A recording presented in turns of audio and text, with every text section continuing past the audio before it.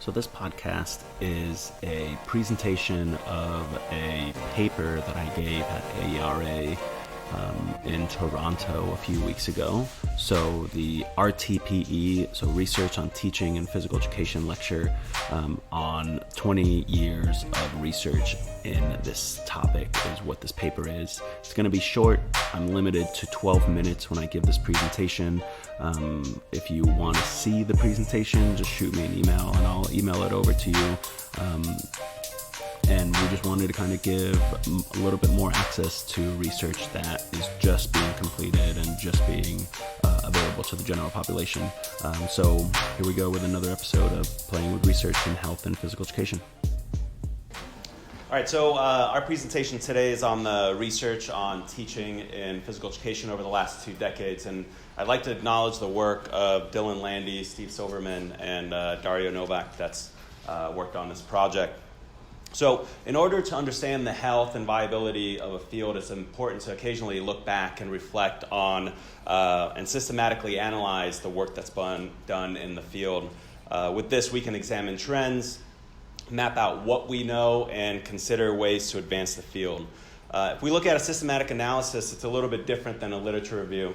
Whereas a literature review synthesizes published research on a topic of study, the systematic analysis, on the other hand, codes and categorizes characteristics of research articles. So looking at the research focus, what country was the research conducted in, what are the methods that were used in order to examine trends.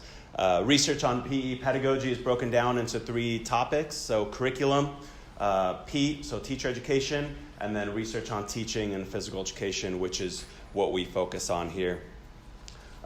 In 1997, Silverman and Sconey published the last review. I was still 15 years old at that time, and the research that was examined spanned from 1980, when I was -2, and Steve didn't have his PhD, up until 1995. So all that to say, it was time for another round and extend this work.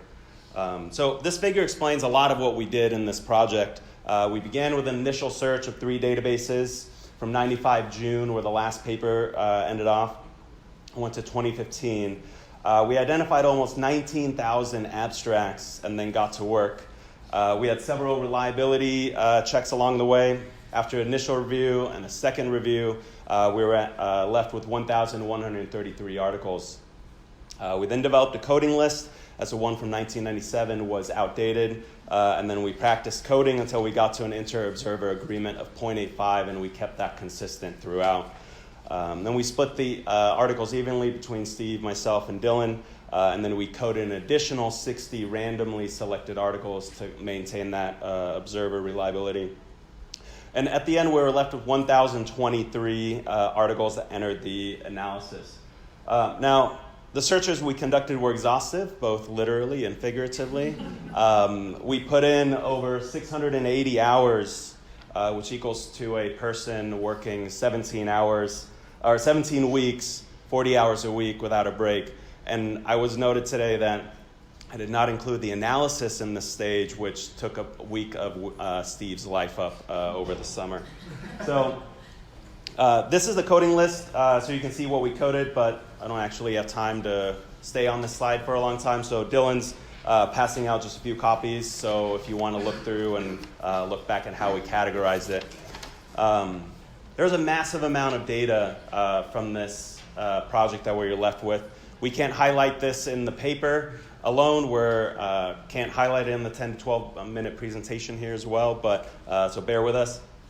We have tons of stuff left out of this paper as well, but I'm going to fly through these results sections, so if you want to take a picture of a slide, I'll put it up on the first click, and then you can savor over lunch or happy hour. So we see an increase in published research on RTPE articles with a peak last year, but a consistent trend going up. We're unsure what happened in 2014, but overall, on average, we're publishing about 47 articles a year. Articles were published in 183 different journals, and as you can see, the major players are at the top of the list. One interesting point here is that almost 100 journals published just one RTPE article, and we'll get to why this is important. So here's the articles by country. The US and UK combined for 57% of all peer-reviewed research in the RTPE date range.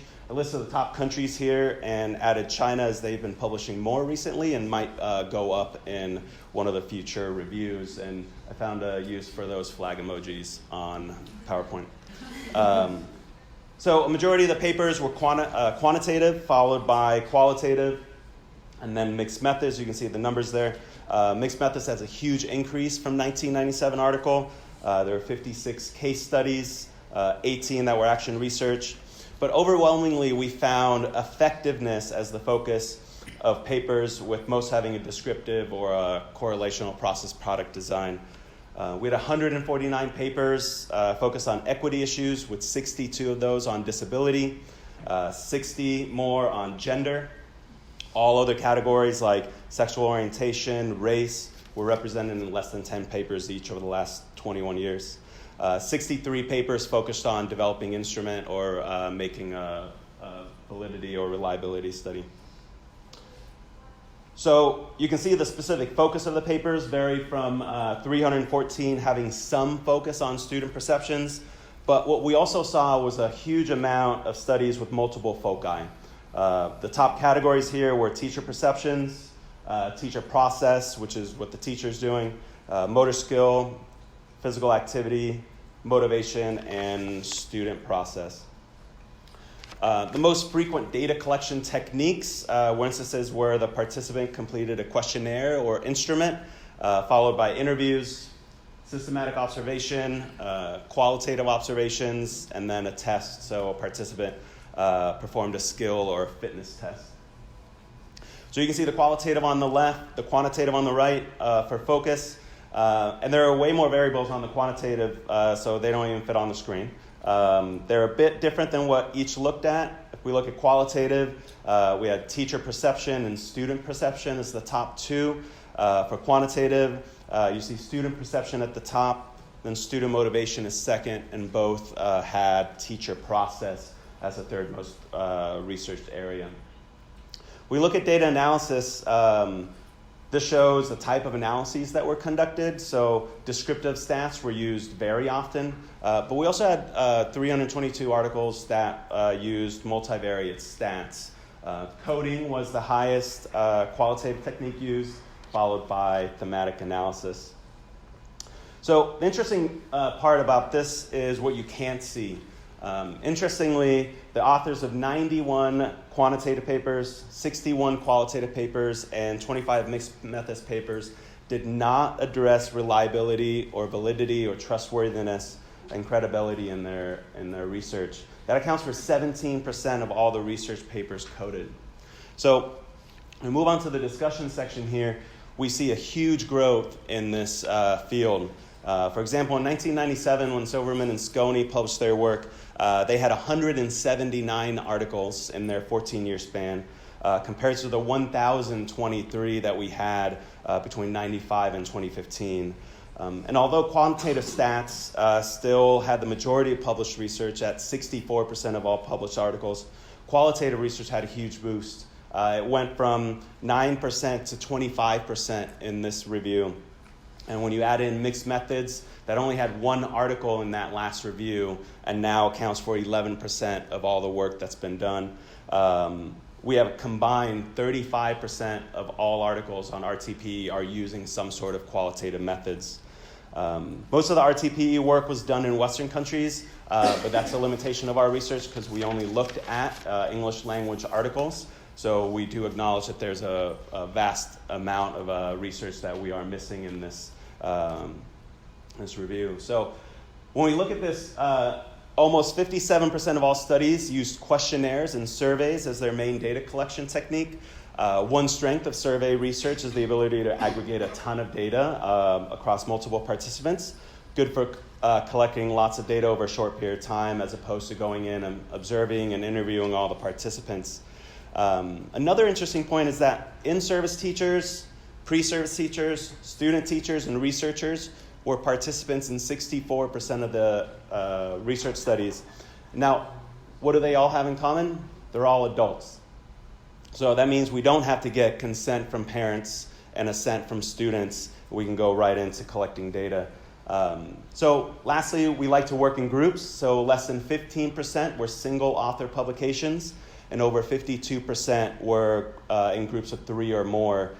So this suggests the field is working in research groups and teams, which may allow for shared responsibility in the research process. And why this is important is in our field, we have huge teaching loads combined with research requirements, and these research groups and the trend towards questionnaire data in adult populations may mean that there's an increased publishing requirement for us, and these methods and populations are easier to study, and thus we are leaning towards them. One of the most disheartening trends that we found was the lack of attention to quality and detail in our manuscripts. Over 17%, that's 179 peer-reviewed research papers, did not address validity, reliability, or trustworthiness. There are many key points left out of analyses: class size, number of teachers, number of lessons and units. And we've also seen the outlets have changed. In 1997, 62% of articles were published between JTPE and RQS in 2 journals. In our view, 97 journals published 1 paper, signifying that they're willing to accept our TPE work, but not doing so consistently. So maybe those are the predatory journals that may lead to that quality decline. So the wealth is spreading. Although JTPE is still at the top of the pack, but now compared to 97, when 60% of publications were across 2 journals, now we see that same number across 6. There's a major increase in UK-based publications, publishing research in RTPE, but there's evidence that traditional pedagogy faculty in the USA don't know these journals. So although the 2 are the top journals ranked in impact factor in our field, there's also a big change in motor learning and skill development studies to looking at effectiveness. And finally, there was an increased focus on equity, but this was limited to disability and gender and not race and sexual orientation. So to finish off, our field is growing tremendously. We're studying an ever more diverse set of topics, but we can't move to quantity over quality. And peer review should focus on the rigor to ensure that the health of our field sustains. Thank you. Actually hear the question that was asked, but Langston Clark brought up this point about how because of the lack of general education and so teaching and teacher education and things like that, that didn't publish a lot of research on teaching and physical education. So Langston asked about if we should reconsider and think about where we're publishing and are we kind of siloing ourselves. So just wanted to give that question because you can't hear it on the audio because it was very far from the mic. And I think that, so teaching and teacher education came up on that list, not very high, but we also got to remember that this is RTPE research, so we're not looking at maybe teacher education does publish across more or curriculum publishes across more, but I think that's a really valid point. You know, how do we expand, but then what's the scope of the journal? Is my focus too specific in PE that then I get a desk reject? So I think that's a growing problem. Dillon, Steve, do you have anything? So Steve added that we actually did have some papers in teaching and teacher education, and Dillon just brought up some comments about looking at social structures and AERA. But that's it for this episode. Hope you got a little bit of an insight in what kind of work has been doing and what the focus of research has been in teaching and teacher education. And we're submitting this paper next week out, and then we'll probably do a highlight on the podcast when this gets published. Thanks.